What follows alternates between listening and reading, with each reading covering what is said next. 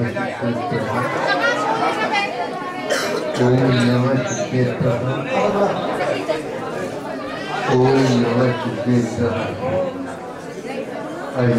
परमो धर्म की आचार्य गुरुवर श्री कुंज भगवान की आचार्य गुरुवर श्री ज्ञान सागर महाराज की आचार्य भगवान श्री विद्यासागर जी महाराज की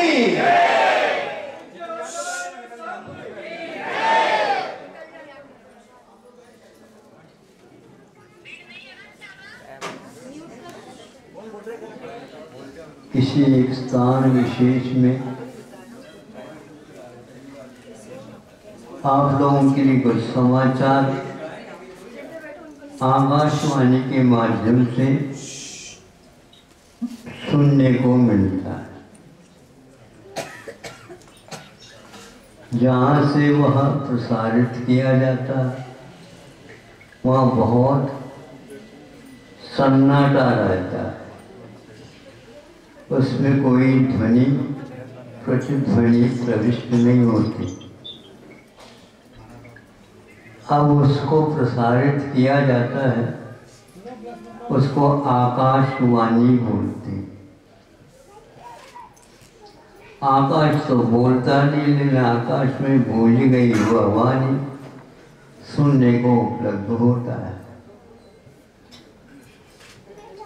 अब वह प्रसारित तो हो गया, लेकिन आप सुनेंगे कैसे? ऐसे करके सुनेंगे, वैसे सुनने में उपलब्ध नहीं होगा। किंतु उन तरंगों को विशेष यंत्र के माध्यम से वह पकड़ लिया जाता है। उसको फिर बाद में आप लोगों के यहाँ जो रेडियो बोलते हैं आप, अब उसके माध्यम से उस सुनने को उपलब्ध होता है। उस रेडियो में एक प्रकार से कुछ विशेष स्थान भिन्न भिन्न देश विदेश में जहाँ से प्रसारित होता है, उसको आप अपने ढंग से भिन्न भिन्न रेडियो के पास भिन्न भिन्न कुबल क्षमता रहती है, उस प्रकार वह पकड़ करके और उस स्थान से पुनः प्रतिध्वनित होता है। यह तरंग यहीं पर है, लेकिन आप उनको सुन नहीं सकते।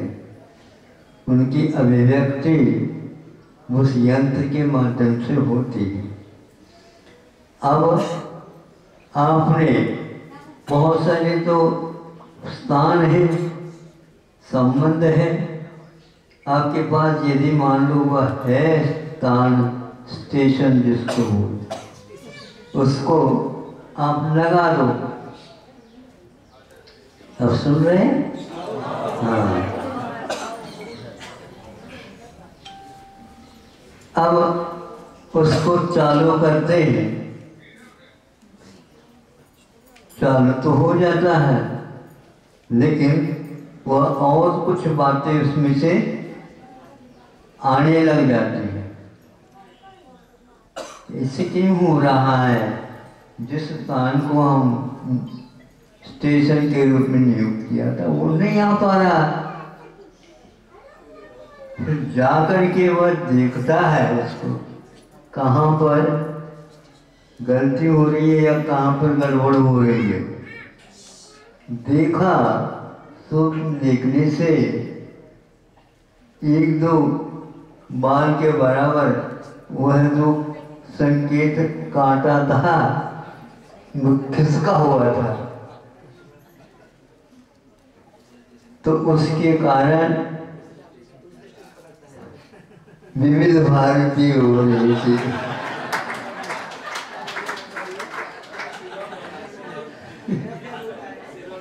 भारती तो नहीं थी, विविध भारती हो गए।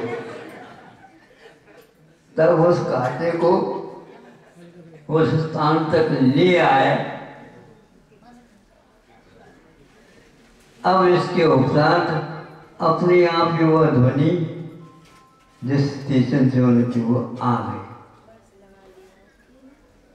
मोक्ष मार्ग में बहुत फर्क पड़ता है, एक बाल का भी फर्क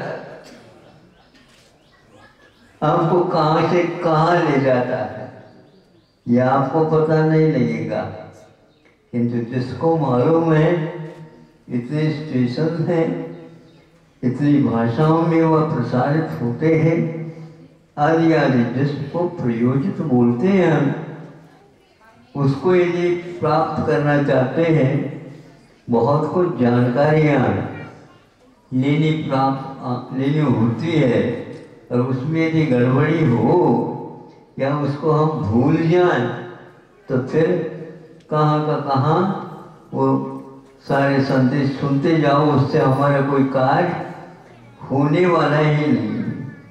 हमारा प्रयोजन जिस स्टेशन से था उस स्टेशन से संपर्क हमारा हुआ नहीं, और रेडियो बोल नहीं रही है, रेडियो नहीं बोलती है, उसमें प्रसारित करने की क्षमता है, और वह स्थान वहाँ से तो वह निकली है, लेकिन यहाँ पर गड़बड़ होने से वह सुनने के न आकर के दूसरे सुन लिया। बहुत गहरी मोक्ष मार्ग गहरी है, किंतु हम लोग बहरे हैं, हम उसको पकड़ नहीं पा रहे हैं। तो उसके सूच और उसके संकेत प्रसारण ये सारा ज्ञान हमें यदि नहीं है तो इसे सारा उस राशि पानी में चली गई, उसका कोई प्रयोजन नहीं होने वाला। आज लगभग विश्व में यही हो रहा है। शिक्षा की बात अभी सुबह चली थी, तो शिक्षा आज विदेशी शिक्षा भारत में भले दे दो, लेकिन विदेशी शिक्षा ही मानी जाएगी, उन्हीं के काम में आने वाली है। भारत के जो काम है मुख्य काम, उसके लिए ये शिक्षा दी नहीं जा रही है। 70 वर्ष के बाद भी अभी ज्ञात नहीं हो रहा। पहले वह पास होकर के आता है, उत्तीर्ण होकर के आ जाता है, फिर इसके उपरांत उसकी नौकरी करनी है। जिस कंपनी में वह करना चाहता है, कंपनी वाले कहते हैं हम पहले ट्रेनिंग देंगे आपको, हम प्रशिक्षित करेंगे आपको। हम तो वहाँ से लंदन से आए, लंदन और फिंडन में इसे नहीं चलेगा।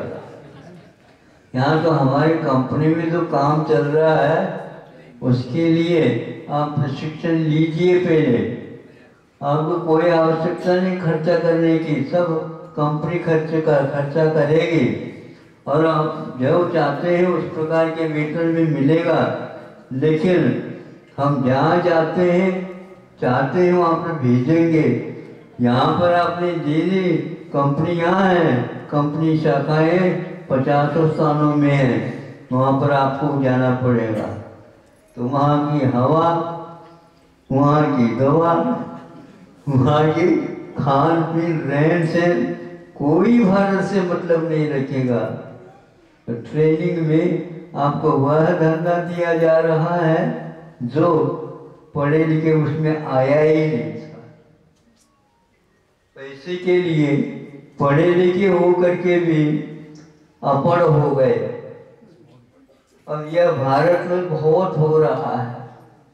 अन्य देशों में कुछ विवेक जागृत हुआ है, लेकिन भारत में 70-75 वर्ष के बाद में भी ये विवेक जागृत नहीं हुआ।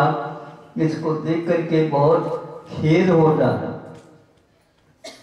कहा जा रहा है भारत की शिक्षा नीति ऐसी है वो किसी काम की है ही नहीं।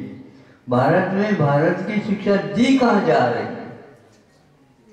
दी नहीं जा रही। ये सारा बाहर के लिए ही चला जा रहा।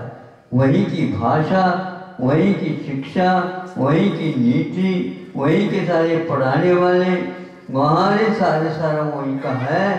केवल कहने के लिए आपके बच्चे यहाँ पर है, फिर इसके पढ़ने के होने के उपरांत तो आपके बच्चे रह ही नहीं सकते, क्योंकि यहाँ पर कोई काम हो ही नहीं रहा। बेटा जा विदेश जा, विशेष देश गया, वहाँ से कुछ नहीं हो रहा। कोई संस्कार नहीं, कोई भाषा नहीं, भाव नहीं, खान पीन रहन सहन क्या है कोई पता नहीं। वहीं की नियमावली के अनुसार वहाँ का भोजन भी बनता है। विद्या में तत्व बोलते आप लोग सत्यवर्धक, वहाँ होना उसमें अनिवार्य। एक बार एक ऐसे ही विदेश में रहने वाले परिवार अपने दर्शन के लिए आया था।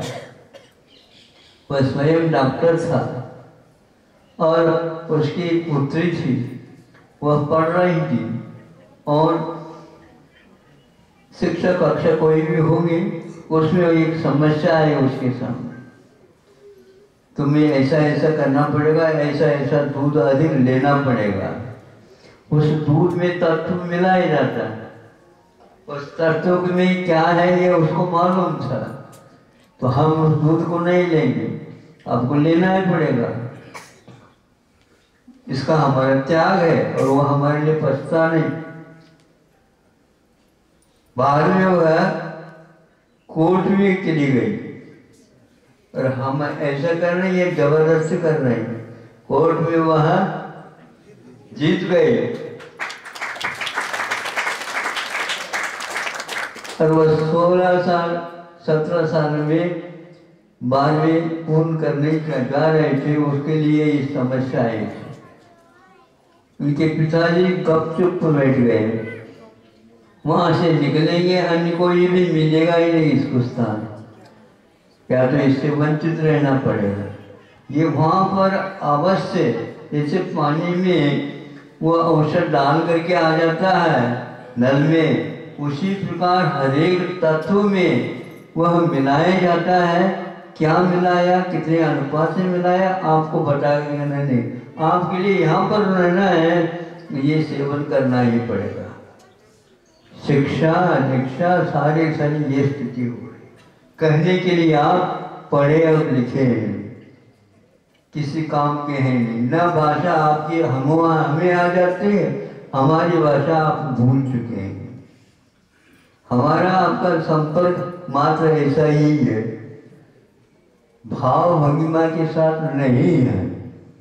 यह शिक्षा का हाल हुआ है। इसलिए जहाँ से आप संपर्क रख रहे हो वहाँ पर जा कर के देखेंगे तो दोबारा वहाँ पर आप जा ही नहीं पाओ।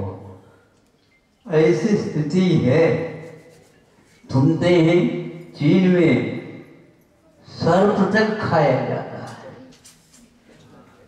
अब आप ये सोच लो, हद हो गई। सर्प को भी वहाँ जहरीला जितना स्थान है उसको निकाल देता है और उसको भी खा। महामारी आ जाए तो अभी दवाई नहीं बन रही।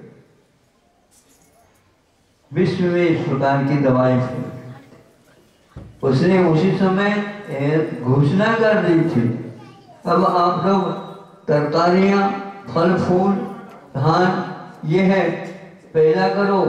अब यह मांस ठीक नहीं, क्योंकि ये ज्ञात हो गया विश्व को, इसी मांसाहार के अतिरेक के कारण ही यह रोग पनपा है। सभी लोगों ने इसके ऊपर विश्वास किया, अभी भी दवाई ढूंढने में लगे हैं। विश्व का विज्ञान कहाँ चला गया पता नहीं। यदि आयुर्वेद का ज्ञान होता तो पक्का है विश्व आज तक काढ़ा पी करके ही ठीक हो जाता है। सब लोगों ने इसको विश्वास का विषय बना लिया।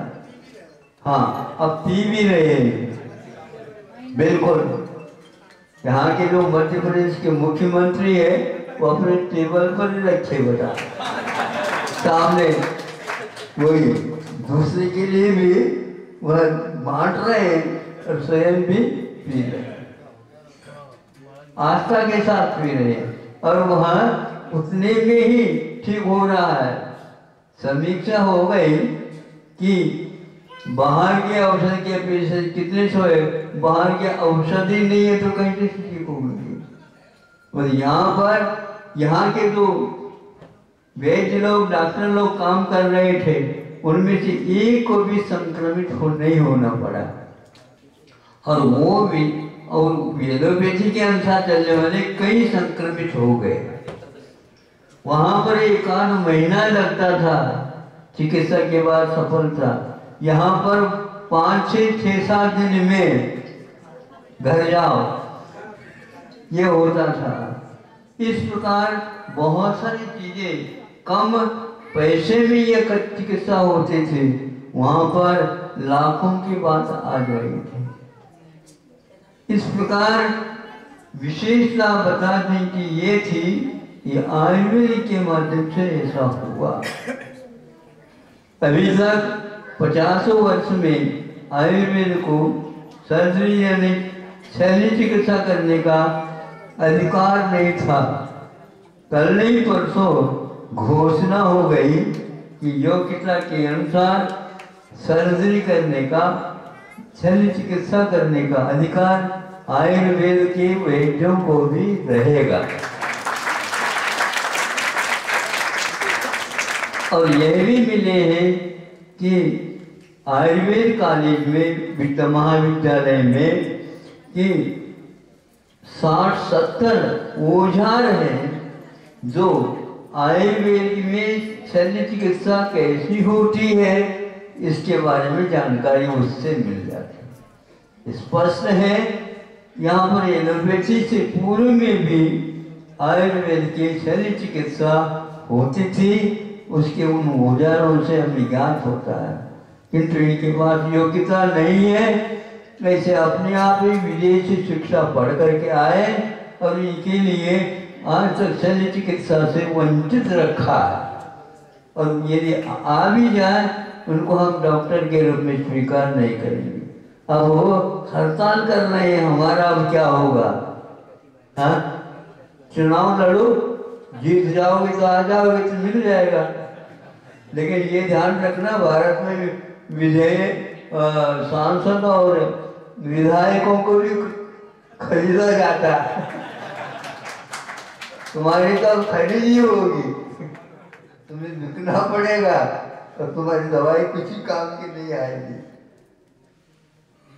रिएक्शन दवाइयों के धड़ाधड़ होता जाता है एलोपैथी में। आज तक एक भी रिएक्शन, प्रतिक्रिया विपरीत आयुर्वेद के औषध में नहीं हुई, हो ही नहीं सकते। वहाँ की दवाइयाँ मरती हैं, सुना आप लोगों ने? हाँ, डॉक्टर तो मरते ही हैं, दवाइयाँ भी मरती हैं। पहले से उसके ऊपर रखा रहता एक्सपायर डेट, मृत्यु तिथि।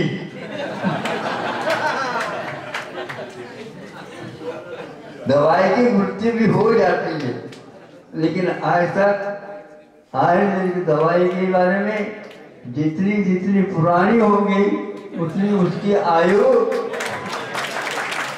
बढ़ती है। ये शिक्षा है यहाँ की, इसलिए। और इसके अलावा यहाँ दवाई को ही मुख्यता नहीं दी जाती है, बल्कि भोजन को भी औषध के रूप में बना करके लेने की पद्धति यहाँ पर है। इधर भोजन भी हो गया और इधर चिकित्सा के लिए औषध भी हो गया। आहार ही औषध है, ऐसा हमने एक पुस्तिका पढ़ी थी और उसमें ये आया था। अभी पढ़ रहा हूँ कि उपवास की चिकित्सा, उपवास के माध्यम से चिकित्सा होती है, यह भी पुस्तिका लिखी गई है आज से लगभग 90 वर्ष पूर्व में।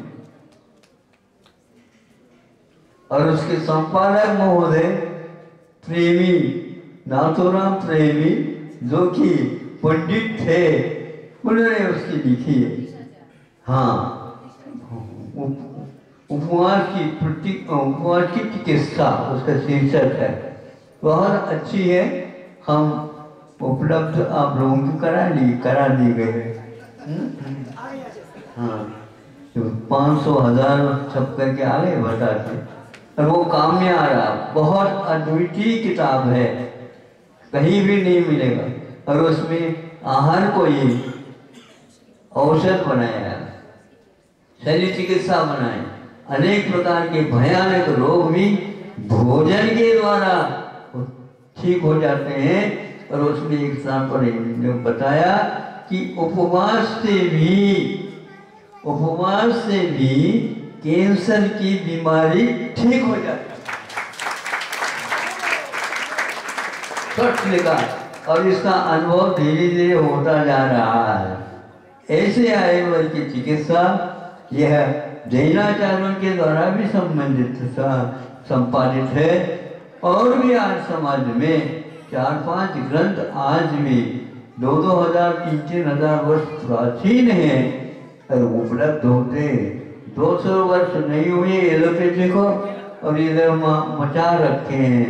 ये सब विदेशी शिक्षा के कारण हुआ है। अभी भी आपकी आँख खुलती नहीं है, तो भैया आपको आँखों की शल्य चिकित्सा का भी कोई आवश्यकता नहीं है, क्योंकि चिकित्सा के माध्यम से आंखें खुलती नहीं, ज्योति आती। नहीं समझे? ऐसे आप लोगों की परंपरा है। 4 चश्मा लगा दो आप 4 वर्ष की उम्र में। सुनने में आया था 1.5 साल का भी व्यक्ति बच्चा नहीं है और उसके लिए चश्मा लग रहा। एक ही क्लास है कि दोनों क्लास है, क्या पता। ये स्थिति हो रही है। हमारे भी बताया गया 50 वर्ष पूर्व की आपको चश्मा लगाना पड़ेगा, तो आप जबरदस्ती कर दो तो नहीं लगाएंगे हम। उसके बाद तो बताओ, उसके बिना भी चल सकता है कि नहीं, ये बताओ। हाँ, तो आज तक तो हम त्रिपुला के माध्यम से, कपूर और घी के माध्यम से, नहीं समझे, नींबू के रस के माध्यम से आज तक वह चश्मा हमारे पास सामने कई बार ला करके रखा भी गया है। और अब लगाइए लोग, आप भूल जाओ, कोई आवश्यकता नहीं। बिल्कुल फेल नहीं है, अपने सब में क्या है, हम किसी को फेल नहीं करते।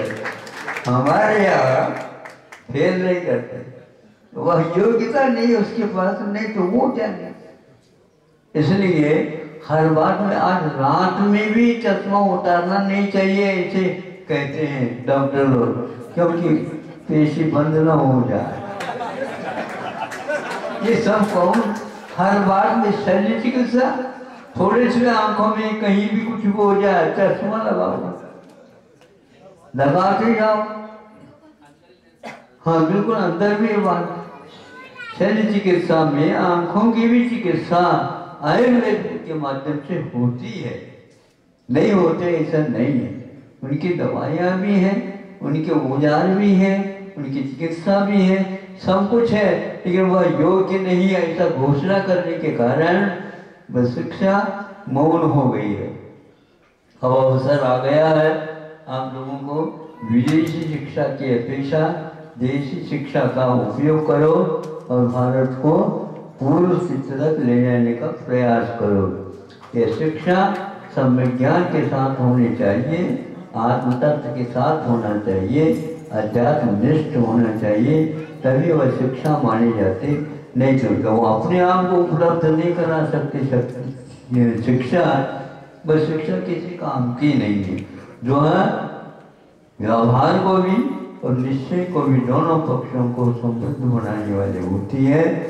तब वो आप लोगों को उसी को ढूंढना है, और पहले भी विश्वविद्यालय थे, इसको याद करना है। अहिंसा परमो। आचार्य भगवान